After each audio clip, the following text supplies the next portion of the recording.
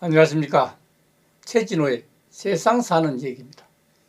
오늘은 육공 황태자 박철원 특사의 한중 수교를 통해 세계 7대 경제 강국으로 도약하다, 이런 주제로 말씀드리겠습니다. 여기 나와 있죠.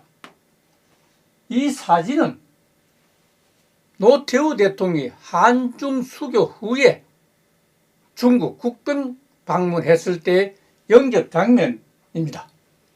전두환 대통령 1980년 박철원 검사를 정무비서관에 임명했고 1985년 3월 박철원 비서관을 안기부장 특별보좌관에 임명하면서 북방정책팀을 운영하고 본격적인 대북 비밀 요청 문제에 집중하다가 범위를 확대해서 공산권 수교 문제를 비롯해서 북방 정책을 본격적으로 추진하기 시작했습니다. 1988년 노태우 대통령이 취임하면서 본격적으로 북방 정책을 가동하기 시작했습니다. 1987년 중국 요인과 첫 접촉을 했습니다. 박철원 특별보좌관이 중국 요인과 만난 것은 1987년 7월입니다. 그 당시 박철원 장관이 아시아 태평양 법률가 협회 한국 대표로 참석했을 때 중국은 교섭 부총리가 참석했고 그 후 정치국 상무위원 겸 당 기울 검사의 서기로 국가서열 4위까지 올랐습니다. 교섭 부총리와 만나 수교 협상을 시작하면서부터 본격적인 접촉을 시작하기 시작했습니다. 그때 비밀라인 창구는 2년 후 1989년 8월에 중국어 이스완 정치국 상무위원이었습니다. 그 후에는 장백발 북경시 상무부시장이 실무 책임자로서 한중 수교를 조속히 추진해야 한다는데 의견을 같이 하기도 했습니다. 근데 이게 웬일입니까?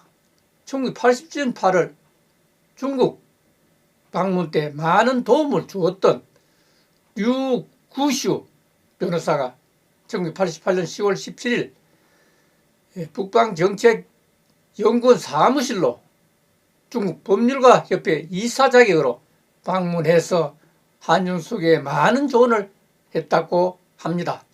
박철원 특별보좌관이 정무장관을 취임하기 직전인 1989년 7월 초 세 번째 중국 방문을 했을 때 천 시장과 장 부시장은 박철원 장관에게 류이환 정치국 상무위원 겸 정협 주석 당시 5위와의 면담을 주선해 주겠습니다. 이때 만났던 류이환, 전시통, 장바이파 등 이후 한중 수교의 결정적인 역할을 했던 인사로 평가받기도 합니다.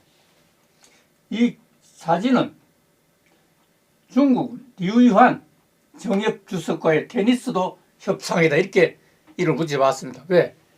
방금 소개해준 류이환 정협 주석이 주도진 역할을 했기 때문에 테니스 이기 나오면 같이 테니스도 하고, 이게 바로 정치입니다. 정치고 협상의 하나 방법이 되겠죠. 이는 자연적 친할 수밖에 없다는 얘기가 됩니다.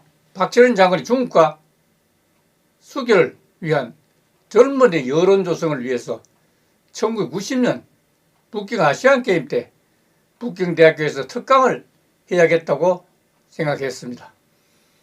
그때 다시 중국에 들어가서 주요 인사들과 접촉하면서 북경대학교에서 특별 강연을 하고 질의응답을 마치고 인민으로까지 방문해서 언론인들과 허심탄회하게 한중 수교의 당위성에 대해서 대화를 나누면서 한중 수교 분위기가 많이 조성됐다고, 다음에 1991년 1월과 4월에 한중 무역 대표부가 북경과 서울에 각각 교환해서 설치하게 됩니다.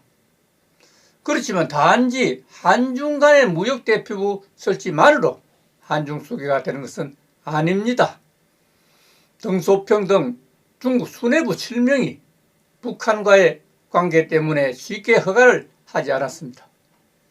이서환 상무위원과 장백발 부시장이 박철원 장관에게 하는 얘기가 이제는 장관급들이 한중 수교 방향성에 대해서는 인정하고 있습니다. 그렇지만은 문제는 덩소평 선생, 양상곤 국가주석, 강택민 총서기 등 국가 수뇌부에 해당하는 분들이 박 장관이 직접 만나면 좋겠지만은 북한의 눈도 있고 하니 자기들한테 했던 한중 수교의 당위성을 편지로 써서 주시면 자기들이 중국 최고 수뇌부 7명에게 전달하겠다고 이렇게 제안을 했습니다.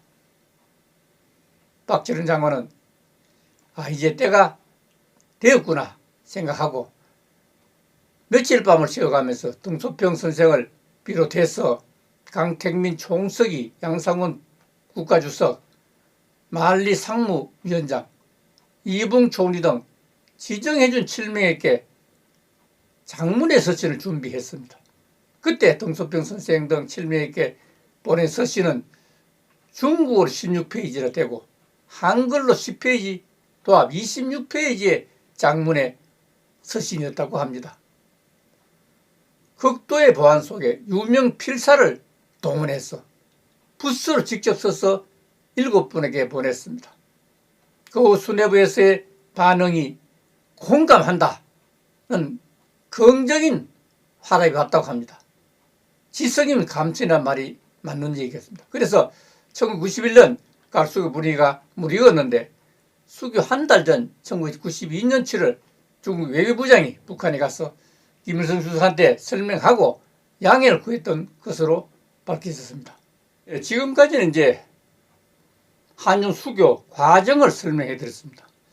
그럼 수교된다고 하면 어떤 효과가 나올까 하는 문제가 대단히 중요합니다.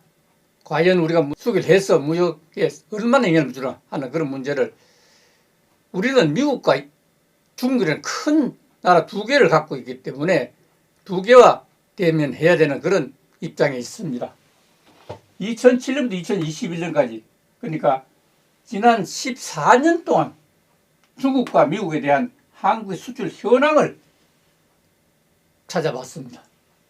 여기 있는 이 그림은 중국에 우리나라가 무역해는 양이고 이건 달러입니다. 그렇죠?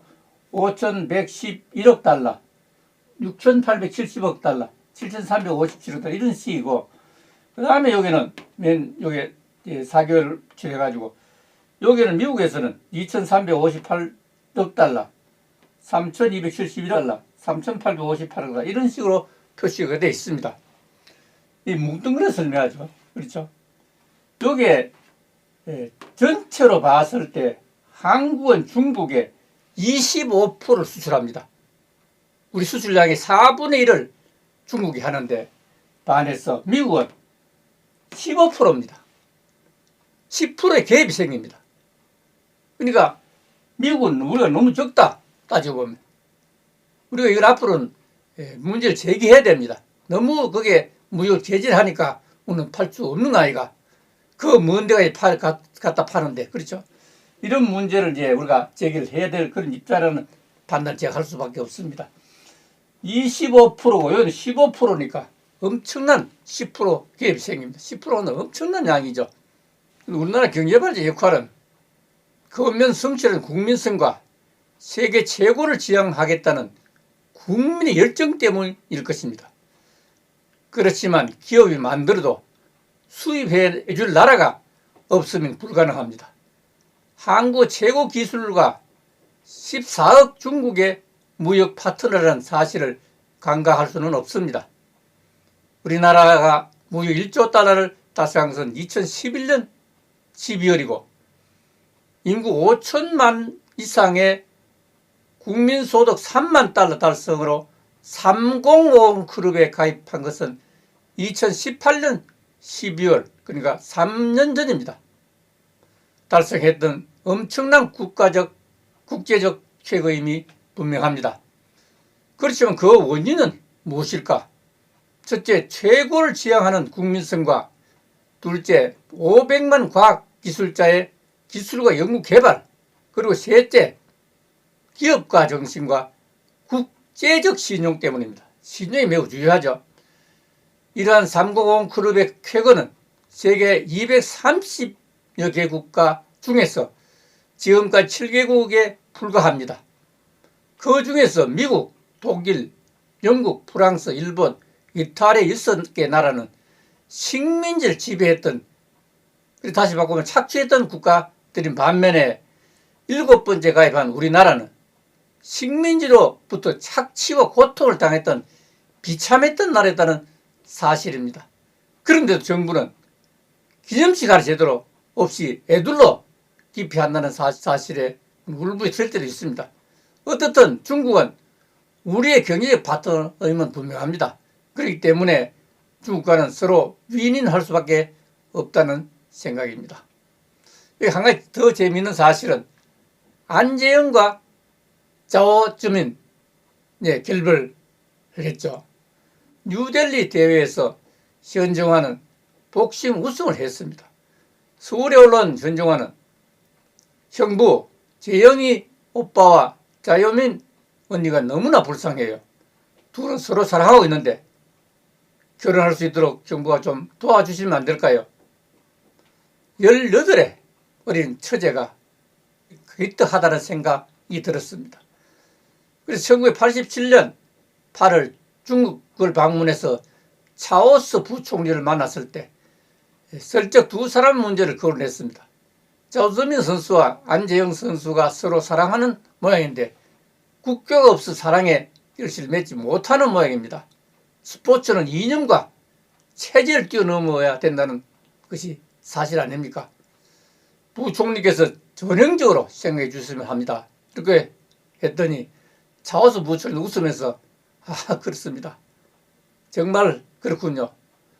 88 서울올림픽이 끝난 후에 1988년 10월 15일 두 사람의 결혼을 허가를 했습니다. 이것도 한중수교의 하나의 결실이라는 생각을 지울 수가 없습니다. 감사합니다.